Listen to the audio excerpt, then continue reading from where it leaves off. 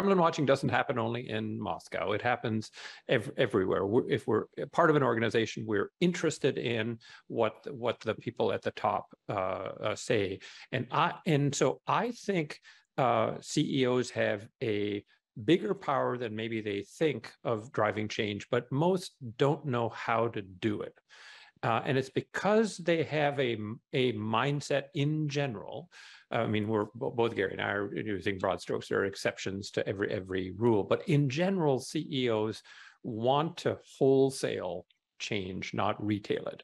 They'll say, because I'm really big, I've got to make grand strokes. I've got to make a big speech. I've got to do a big reorganization. I've got to do something big because we're big. And I think they miss the fact that the power is in the small. The power is in individual, one-on-one, working together conversations. And I think when a CEO in that conversation says, God, if I could only get those people at the bottom to do what I really need them to do to transform, they're sending an extremely powerful message, which is, you know, I'm in control, my organization is full of idiots, and so we're sort of screwed, right? But if instead, right, that conversation kind of mirrors, right, the organization that the CEO wants to have, right? And so that conversation, regardless of it's with the executive vice president or the person in the store that they've gone to visit, is one of, you know, what are you seeing that I'm not seeing? Here's the direction that I think would be important for us to go. What do you think about that? Can you see ways in which we could do things differently? Are we in the way of that change? That spreads like wildfire, right? And people throughout the organization start to say, okay, kind of, I can be part of something that's a change. I have a leader who cares about change. I mean, I did this in a tiny way, you know, when I was dean of the business school, a tiny organization, $100 million business. So it's little, but you know, academic institutions, as Gary well knows, are very kind of rigid and controlling. And I changed, if you will, the culture simply by having a meeting every year with each professor, where I ask each professor, are you accomplishing what you wish to accomplish? If not, is there anything we can do to make your work kind of more productive for you so that you can accomplish what you want? That was just one little conversation had with, started out 36 professors, ended up with 120 professors. So it took 6 weeks of my year to do it. So I had to dedicate 6 weeks of my year to having that conversation. But we transformed the place to one where they didn't really trust and felt the university administration was there to kind of control them or whatever, to that there was somebody there that tried to demodelect things for them, help them accomplish things that they wanted to do otherwise. And our turnover fell to almost zero. We started out as unranked in research. By the end of my time, we were third after Harvard and Wharton, right ahead of Stanford, and MIT, et cetera.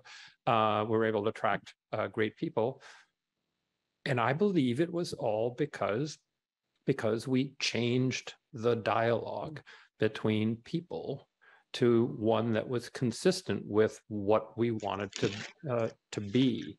And if I'd have tried to wholesale it, if I'd have said, we're going to change the culture here, it's going to be more business-like, we're going to aim for the top, and blah, blah, blah, a whole bunch of stuff, I think it would have done nothing. I had to behave in exactly the way I wanted the organization to behave. And any deviation from that would have caused the organization to deviate from that. So it puts pressure on the CEO. But if you want to get change, think retail and think every single conversation is a chance to drive transformation. Absolutely. Really, really fascinating. Now, I know, Marshall, you have a question for Roger.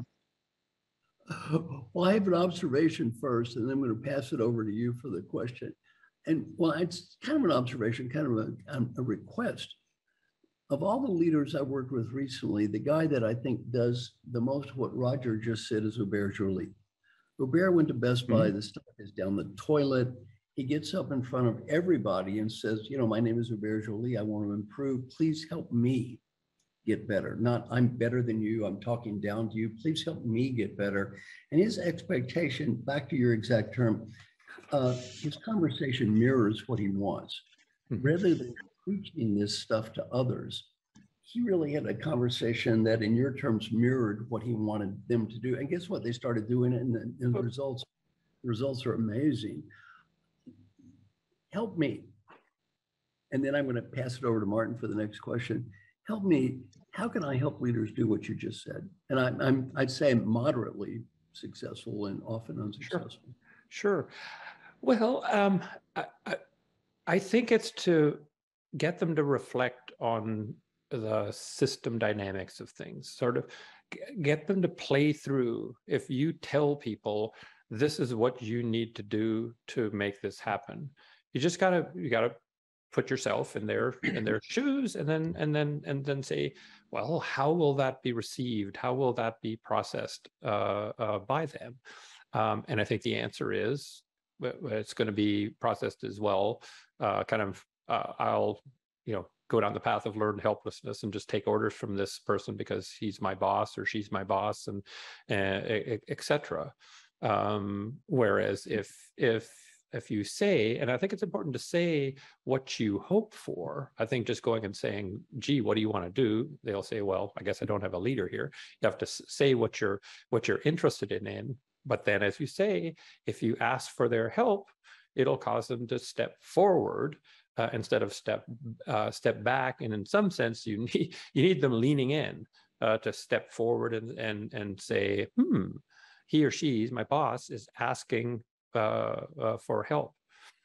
But at that point, right, if they give it to you, you can't ignore it, right? How many times do you have question boxes and people and nothing ever happens on anything? So it's all just sort of a kind of system dynamics. But again, it's not. I'm not the clever guy that came up with this. Last time I checked, Gandhi was like pretty smart, from what I can tell.